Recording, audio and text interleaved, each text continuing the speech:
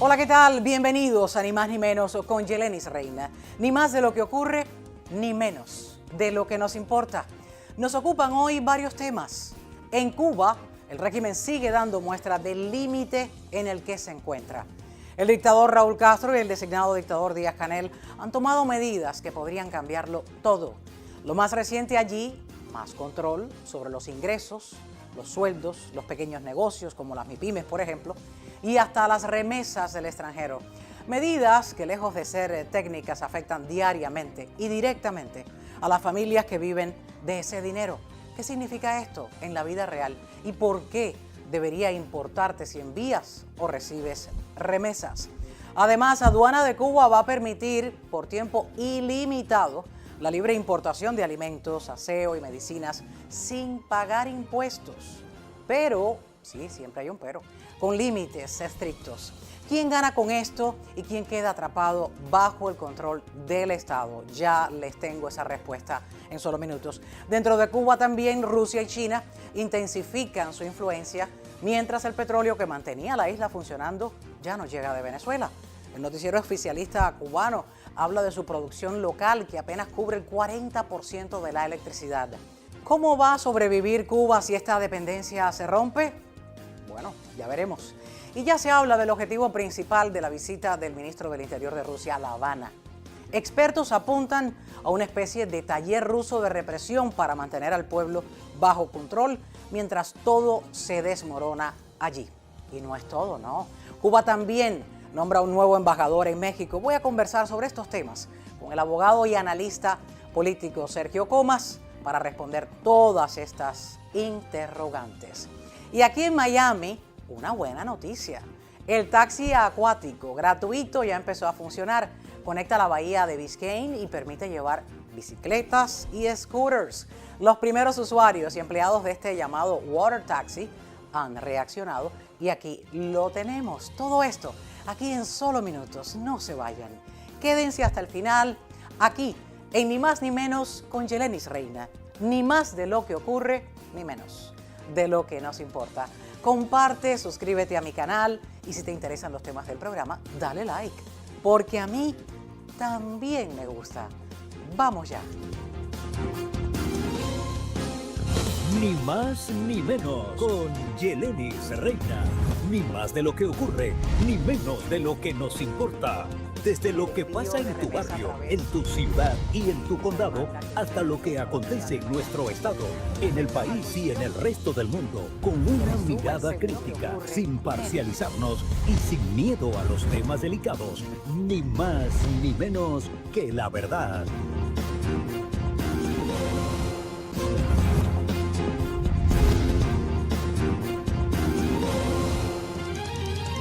Comenzamos este Ni Más Ni Menos con Yelenis Reina, como les prometí, con la presencia del analista y abogado Sergio Comas.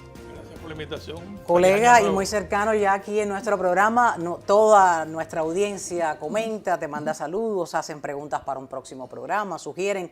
Y han sugerido que te traiga, ¿por qué? Porque está pasando muchas cosas en Cuba. En Cuba ahora mismo hay un movimiento, yo diría, telúrico, como leí en un titular recientemente de Giovanni Sánchez, decían, resuenan tambores de guerra y con ellos ciertas medidas internas, en fin, el mar. Pero bienvenido, hablemos de todo un poco, de ese nuevo nombramiento de un nuevo embajador cubano en México, de lo que Aduanas de Cuba acaba de anunciar. Vamos a hacer una especie de tarea para poderles explicar qué es lo que está pasando realmente allí, qué significan estas visitas de Rusia y demás. Pero primero, Raúl preside el Consejo de Defensa y Declaración de Estado de Guerra. ¿Qué significa esto? Bueno, la semana pasada, el miércoles, Raúl convocó al Consejo de Defensa Nacional, pero lo curioso es que lo hizo en el Ministerio de las Fuerzas Armadas. La prensa llamada prensa civil no tuvo acceso. Toda la filmación, y lo puedes ver allí en la cámara, son soldados. Estas son fotos de Estudio Revolución, que es la fílmica de la Fuerza Armada. Y fíjate que Raúl está presidiendo el consejo y Díaz-Canel está como a un lado, y los demás son los generales y oficiales que dirigen el consejo. Es decir, que el Consejo de Defensa es un órgano que sustituye prácticamente todas las funciones del Estado cubano en situaciones excepcionales, cuando hay catástrofe. Y hablando de catástrofe, solamente vas a ver dirigiendo el consejo a Díaz-Canel cuando hay un ciclón. Ahora fíjate, en esta situación en que hay, como tú dices, tambores de guerra, lo que ha ocurrido en Venezuela ha estremecido completamente el régimen cubano. Totalmente. Tú ves que se están preparando, y ahí puedes verlos en las imágenes, para ejercicios militares, con el objetivo, como digo yo, no ya de prepararse a combatir con un enemigo tan poderoso y en tecnología como los Estados Unidos, sino para movilizar una masa a la que se quiere tener en un estado de control total y de pánico, crear un estado de excepción donde se pueda suspender el derecho de asociación, reuniones, las libertades civiles, y excepto cambiar la Constitución pueden hacer todo lo que quieran en un estado excepcional como ese. Por eso es que convocaron el Consejo. Convocan el Consejo, convocan lo que ellos llaman medidas y toda una serie de calificaciones para llamar un estado de guerra, pero un estado de guerra que no ha sido casual, es un estado de guerra que ha sido movido y totalmente actuado por la tensión de Washington con Cuba y el pronunciamiento de Trump hacia La Habana.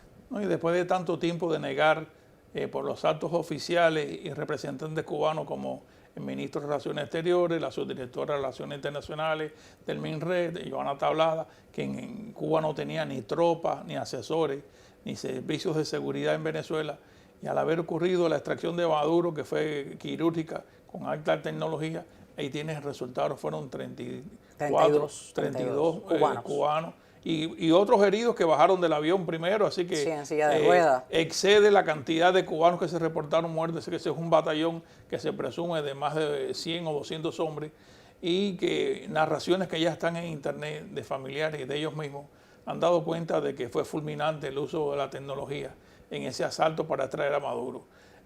Por eso digo que el Consejo, poner a Cuba y prepararla para un estado de guerra, diseñado por Fidel en 1980, que es la llamada guerra a todo el pueblo, con las MTT, los túneles, los milicianos, no tiene sentido táctico ninguno. Es más bien un acto político de reafirmación y de control de la ciudadanía.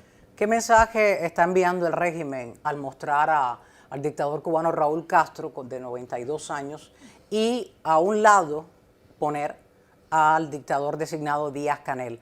Esto está queriendo evocar lo que pudiera verse en los próximos meses, de que ya Díaz-Canel no es la persona que ellos querían que estuviera ahí desde dictador designado. Tú recuerdas que en otros programas habíamos dicho de que un sobrino nieto de Raúl se preparaba entre bambalinas y estaba teniendo mucha publicidad, y que debido a la forma en que Díaz-Canel ha tenido que arrostrar la calamidad, la crisis, sin una propuesta positiva, sin un plan para resolver nada, cargar con toda esa negatividad y con todos esos fallos, como le hicieron a Gil, es algo que le pudiera ocurrir a Díaz-Canel antes del 2027. Antes del 2027, estamos hablando del sobrino nieto de Raúl Castro, Oscar Pérez Oliva Fraga.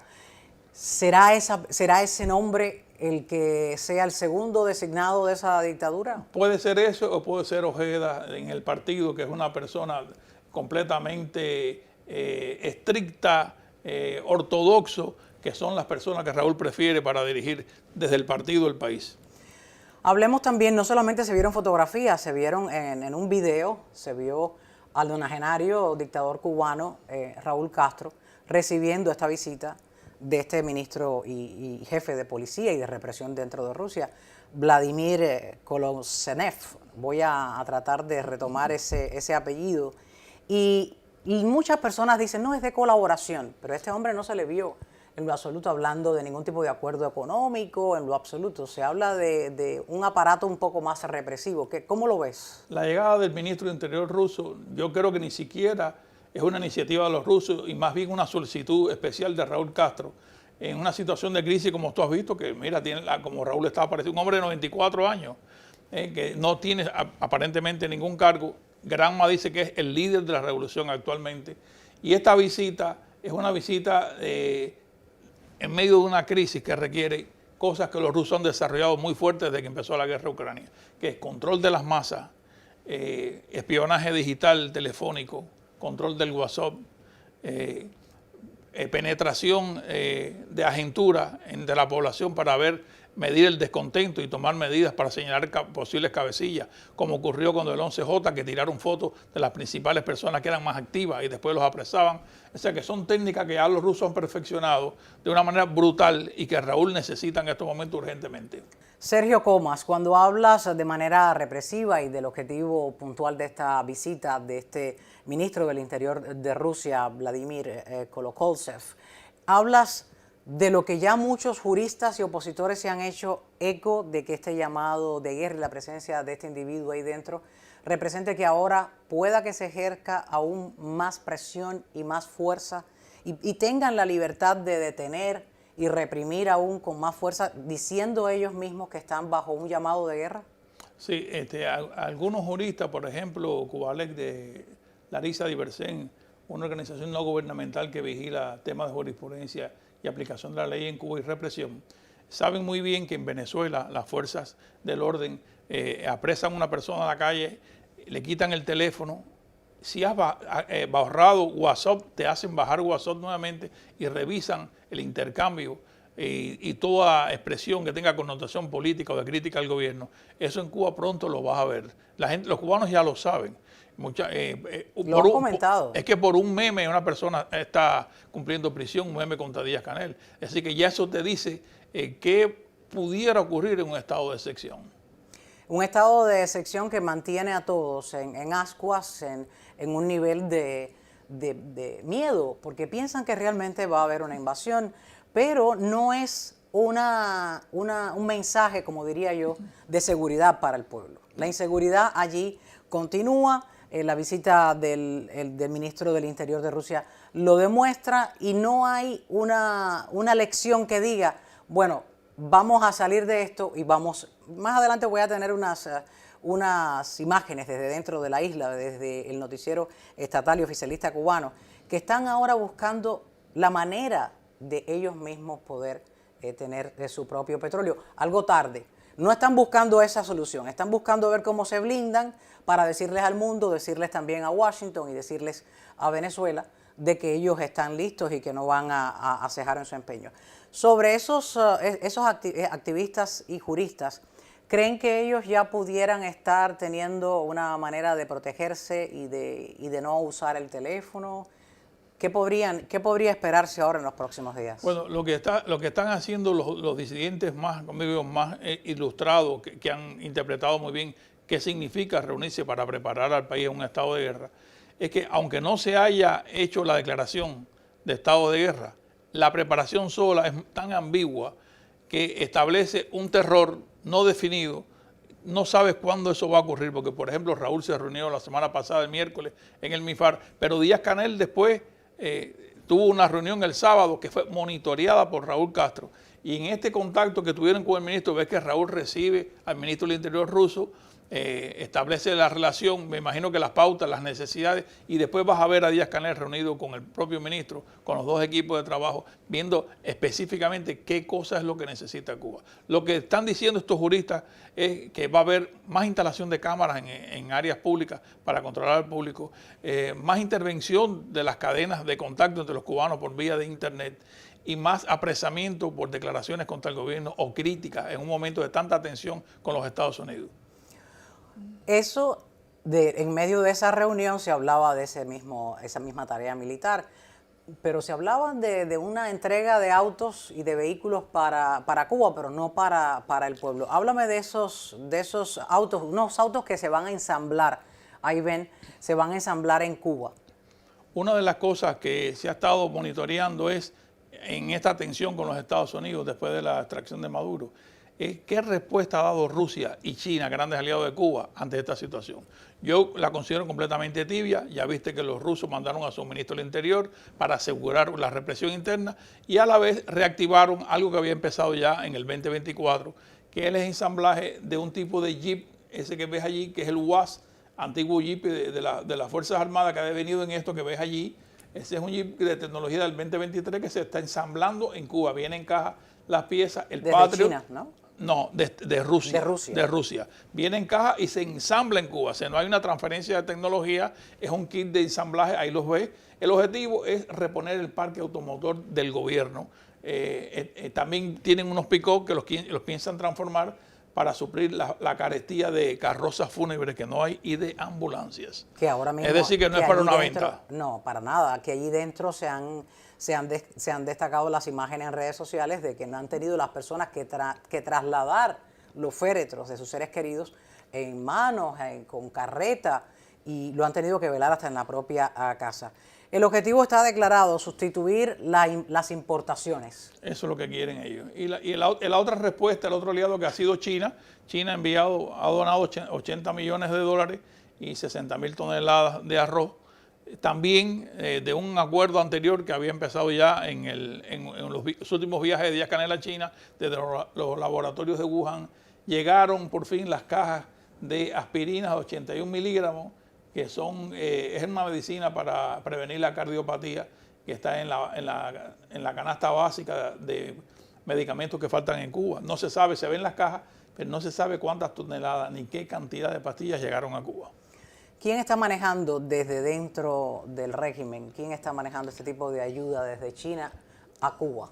Esto lo está presidiendo el propio ministro de Inversiones, que es el nieto, el sobrino nieto de Raúl Castro, que figura como el futuro. Ahí lo tenemos en pantalla. Ahí lo tienen. Es la futura persona que pudiera manejar la presidencia de la República, porque es parte de la familia realmente, está entrenado, empezó con Cabriza, ministro de Exteriores ya fallecido, a manejar los temas de exteriores e incluso las conversaciones con el Club de París, que recientemente le ha ofrecido a Cuba un reschedule de la deuda que Cuba no puede pagar. Ahí vemos detrás de ellos ahí los sacos de arroz. Estamos hablando de millones son 60.000 toneladas de 60.000 toneladas, pero valorados en 80 millones de dólares. Es dinero que le está llegando al régimen de Cuba para seguirlo fortaleciendo, porque esta gente no produce absolutamente nada.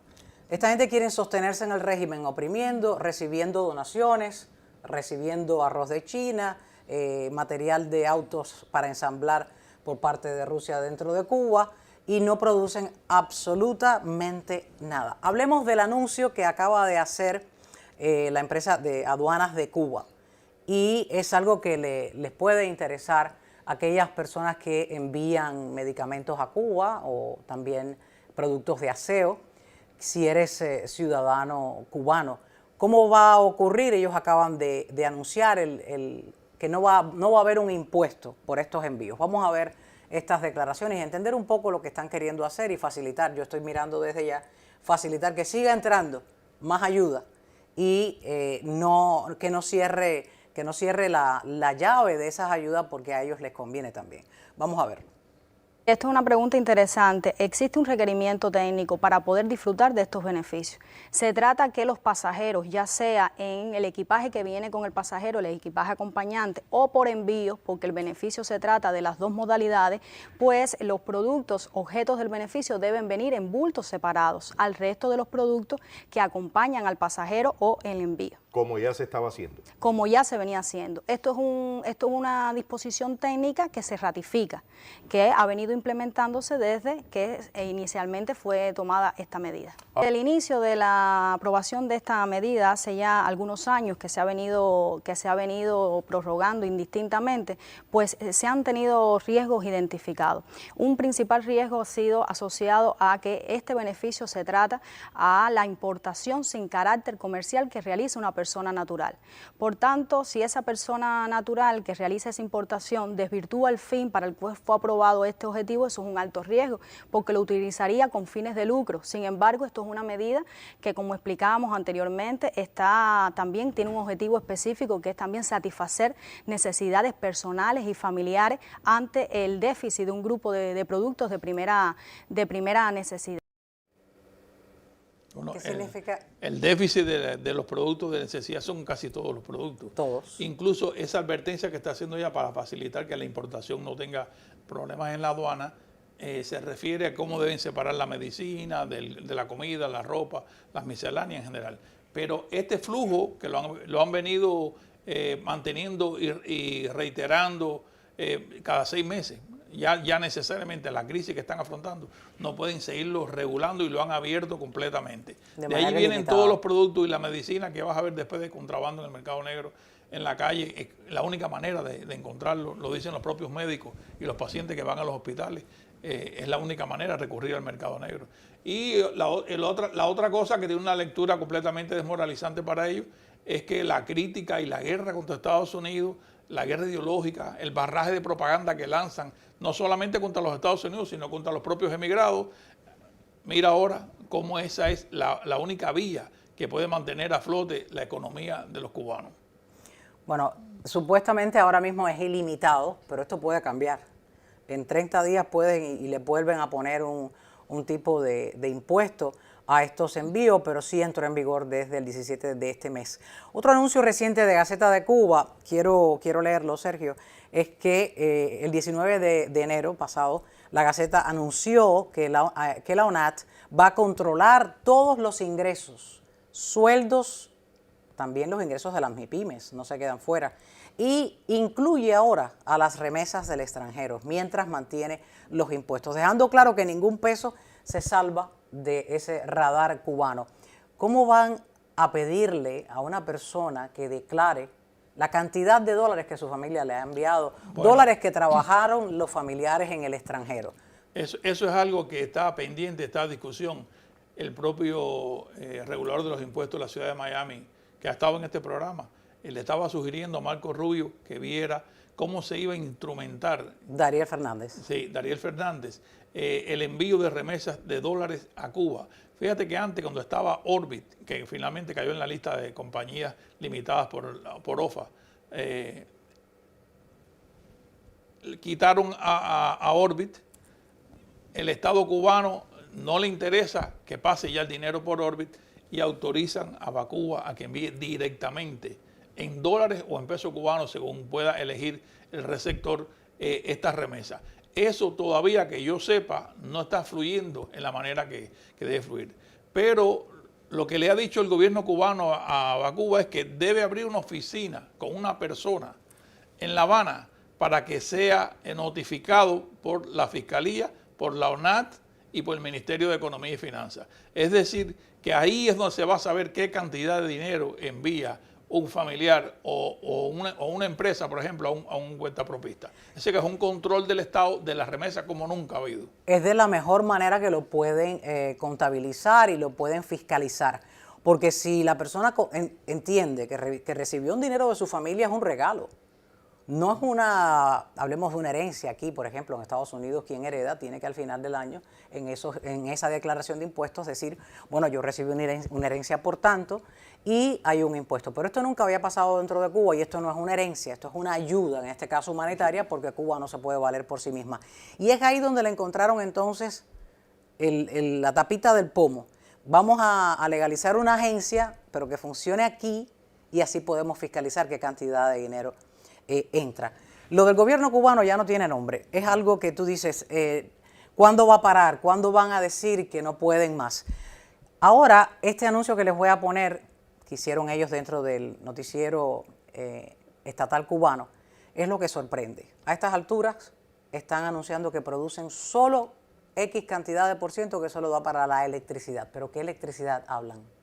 Vamos a verlo para que sean ellos quienes expliquen eso que están tratando de informar. Vamos a verlo. En 2025 vamos a crecer, a pesar de las limitaciones, a pesar de la falta de recursos materiales y financieros, vamos a crecer en producción de petróleo y en producción de gas con respecto al año 2024. Prácticamente la totalidad del crudo que producimos es para la generación eléctrica, pero no cubre la demanda completa de generación. Y hay que importar mucho crudo para completar esta generación eléctrica y además para refinar. Nosotros, para ser independientes desde el punto de vista energético en términos de crudo, necesitamos casi que triplicar la producción que tenemos hoy en día. Este crecimiento cubre la tercera parte de la demanda nacional. La gente escucha, bueno, tenemos más crudo, tenemos más gas y cómo es posible que sigan los apagones. No es suficiente, hay que producir más. Estas son declaraciones del mes de diciembre, justo antes de que comenzara el 2026 y estos planes. Ahora tienen que producir. ¿Por qué? Porque Venezuela ya no les va a dar petróleo gratis. Y a México, a la presidenta de México, se le está supervisando la cantidad de petróleo que le ha enviado gratis a Cuba desde la era AMLO. Pero al ser supervisada, estos envíos que aquí hemos tenido a la periodista que ha destapado esta investigación, estos envíos han disminuido. Entonces hay que trabajar. Cuba hay que trabajar, hay que dejar de estar pidiéndole al extranjero para que te ayude. Que pudiera verse allí una vez se le restrinja a México además ese envío de petróleo a Cuba. Mira, hay que recordar que la relación petrolera de Cuba y Venezuela se remonta a unos 100.000 barriles diarios que enviaba Hugo Chávez. Actualmente eso ha caído a unos 27.000 barriles, que es muy poco. De hecho, Cuba hace poco tuvo que importar combustible de África. Lo ha comprado de Argelia. Y la situación que tú señalas en México es curiosa, porque dentro del propio partido Morena se ha criticado a la presidenta Sheinbaum, que ha ideologizado esta relación, teniendo pérdidas tremendas para petróleos mexicanos, y un embajador de mucha experiencia, un fundador del PRI, Ricardo Pacoe, que fue embajador de Cuba entre el 20 y el 22, decía que ella está sacrificando a su mejor aliado económico, que es los Estados Unidos, y que está poniendo en riesgo por un asunto ideológico el tratado México, Estados Unidos, Canadá, que es vital para México.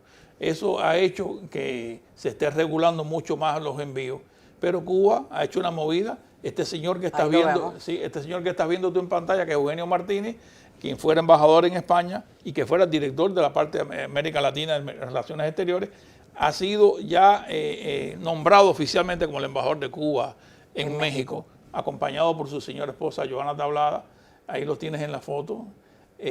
Ya fue recibido en el plenario de México, y este señor es un alto oficial de la inteligencia cubana, lo que denota la importancia que tiene México. O sea, Cuba está trasladando su interés operativo y su alianza político-ideológica hacia un país al cual ya tiene penetrado. Porque tal como dice Ricardo Pacoe, ex embajador, ahí tú tienes a Lázaro Cárdenas, que fuera gobernador de Michoacán y que estudió en Cuba y que es un operador de la presidencia mexicana directamente con Sheinbaum, que ha garantizado que estén allí miles de doctores cubanos en México, sobrepagados completamente bajo protesta del Colegio Médico de México. Y este señor ya es la guinda total que le faltaba al CEI para trasladar todo tipo de presión y operaciones en México. Esto es algo que ha puesto en crisis dentro del propio partido Morena la ejecutoria de Sheinbaum, que por cierto se ha mantenido muy fuerte frente a Trump, ha ratificado que sigue su amistad con Cuba, que seguirá enviando petróleo, y según las estadísticas tiene un récord histórico de envío de toneladas de petróleo por encima de todos los presidentes que la anteceden, incluyendo AMLO. Sí, sí. Es increíble. La cifra de petróleo que ha recibido Cuba en los últimos años, que les tocaba a Rusia, a China, desde Venezuela recientemente hasta hace poco, que el propio presidente de Estados Unidos pues dijo no más petróleo, no más dinero al régimen de Cuba. Por encima de todos ellos ha quedado México. Es el mayor, digamos, regalador de petróleo a Cuba, porque todavía no hay recibos ni notas, como se dice dentro de México, de cuánto y quién pudo estar pagando este petróleo y dónde se pudo estar vendiendo, porque Cuba sigue a oscuras. Es decir, que se refuerzan las relaciones de Cuba y México. Es una apuesta. Es una apuesta porque es lo único que le ha tocado. Vamos a ver la bienvenida, las imágenes de la bienvenida de ese embajador cubano en México. Vamos a ver. Le damos la bienvenida a esta sesión al excelentísimo señor Eugenio Martínez Enríquez, embajador de la República de Cuba en México, quien, acompañado de la segunda jefa de misión, Joana Tablada de la Torre, y del consejero político José Ángel Mauri de Toro, asistió a una reunión de trabajo con la Comisión de Relaciones Exteriores que preside nuestro querido compañero Pedro Vázquez González.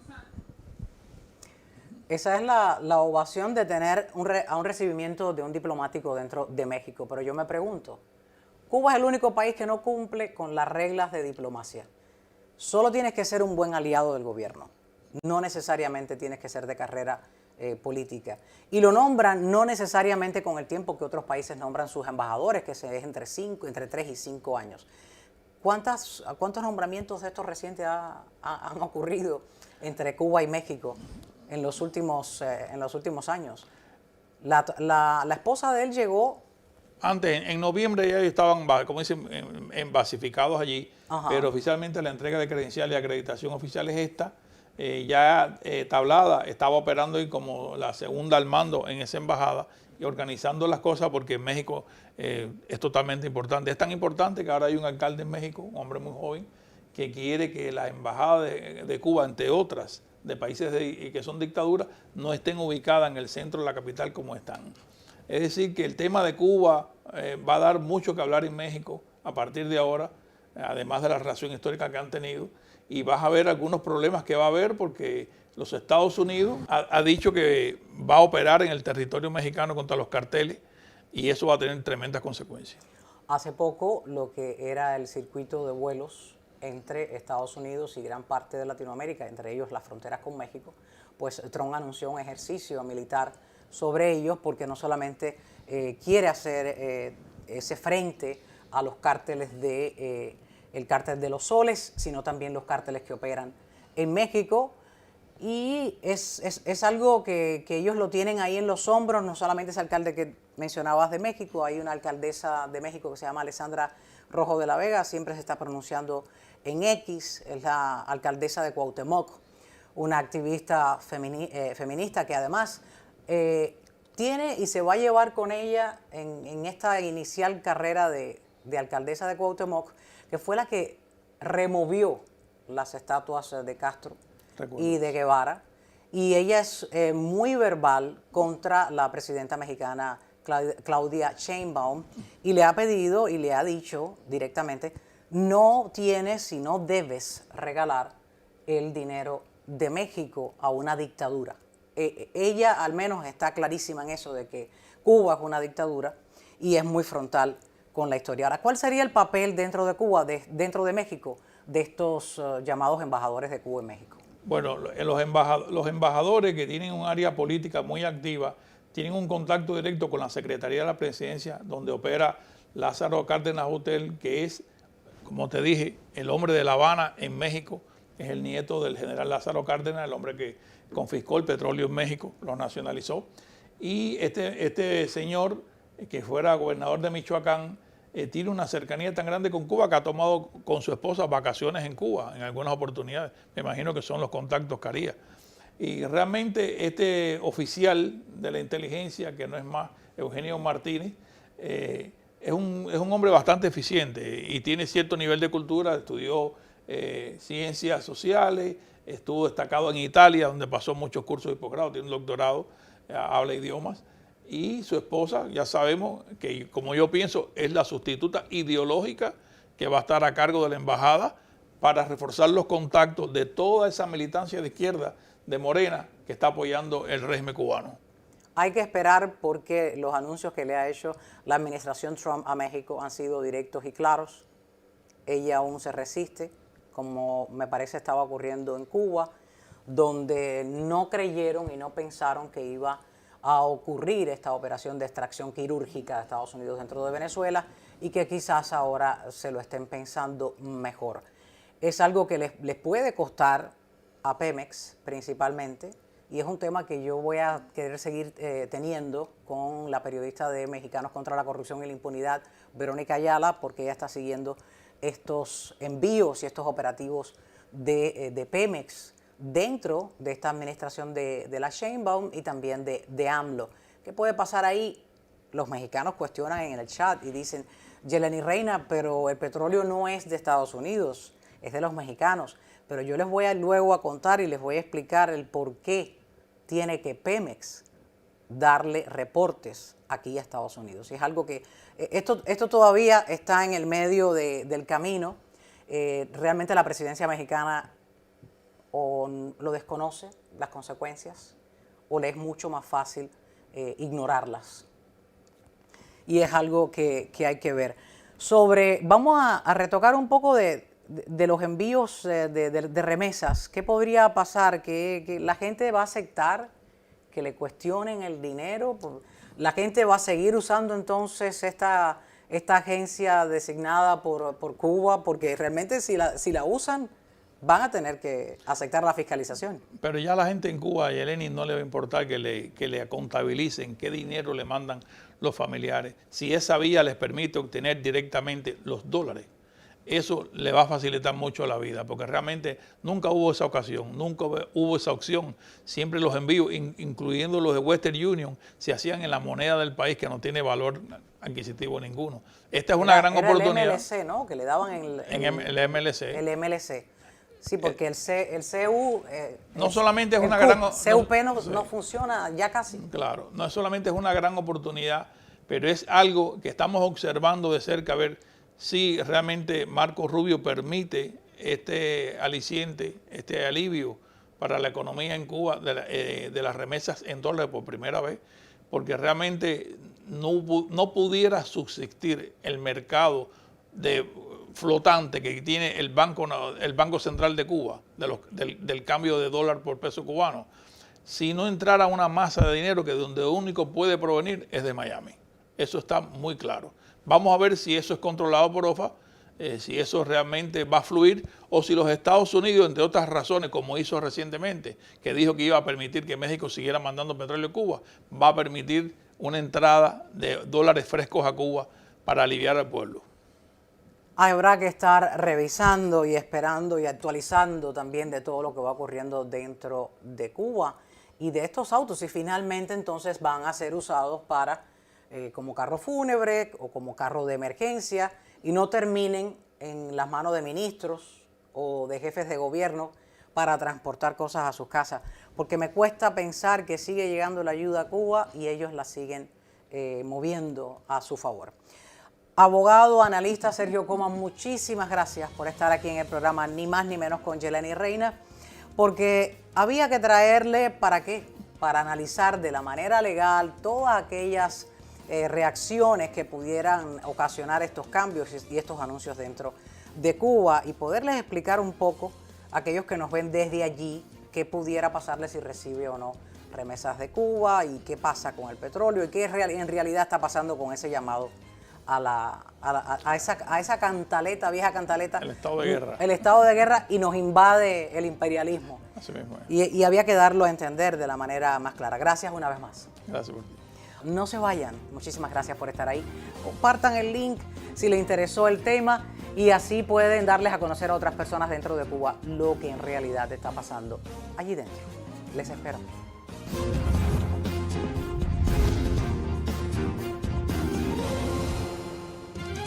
Y a esta hora, aquí en Ni Más Ni Menos con Yeleni Reina, una muy buena noticia para turistas que vienen aquí a la ciudad de Miami y también para los residentes que quieran pues darse un alivio del tráfico de Miami. Ahí lo ven en pantalla, ese es el protagonista de esta información.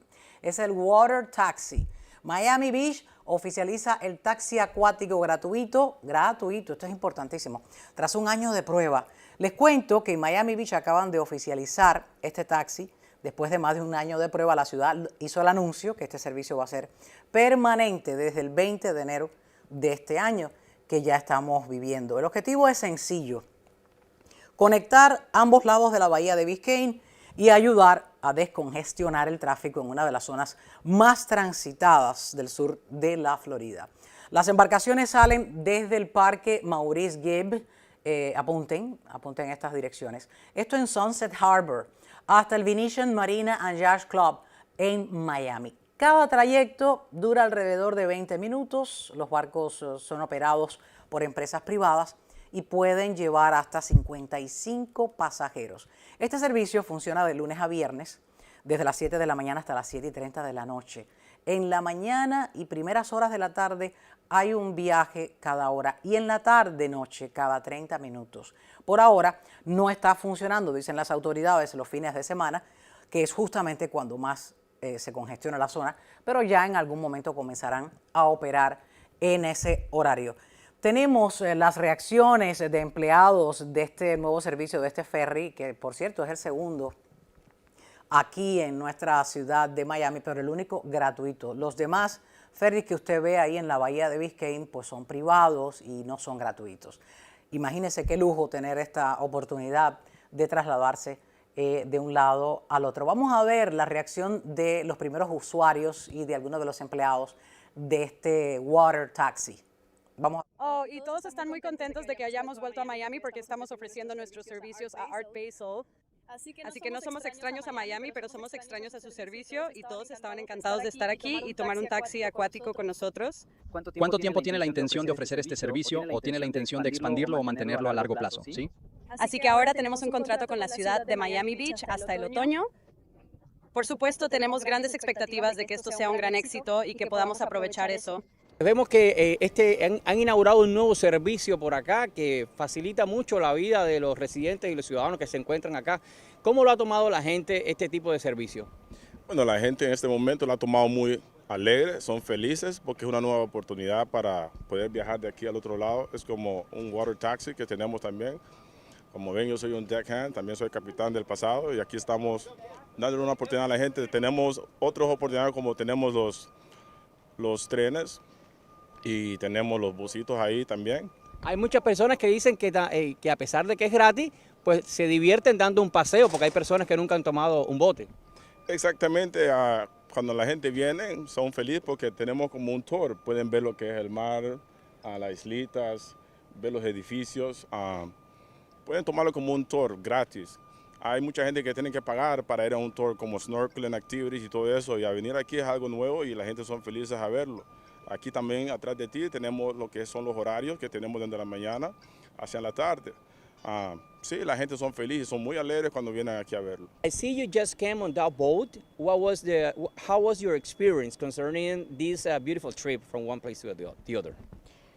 Yeah, we just came from Miami Beach. We really enjoyed it. It's been actually really nice to drive. You see quite a lot of sceneries. You see the beach, you see the skyline, and it's a really nice and comfortable drive.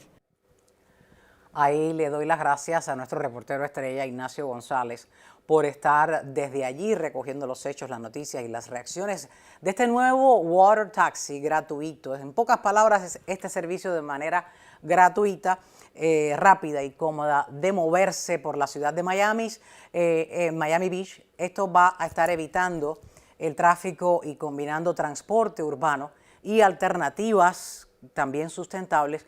Puede también montar la bicicleta y el scooter. Claro está, si habla primero con los empleados. Es hora de casi que hacer una cita para estrenar este water taxi. A todos ustedes les invito, cuando tengan la experiencia, pues comenten en el programa y escriban y me dicen cómo les fue en ese nuevo viaje aquí en la ciudad de Miami Beach, en nuestra capital del sol. Ahora regreso con sus saludos. Les espero, no se vayan.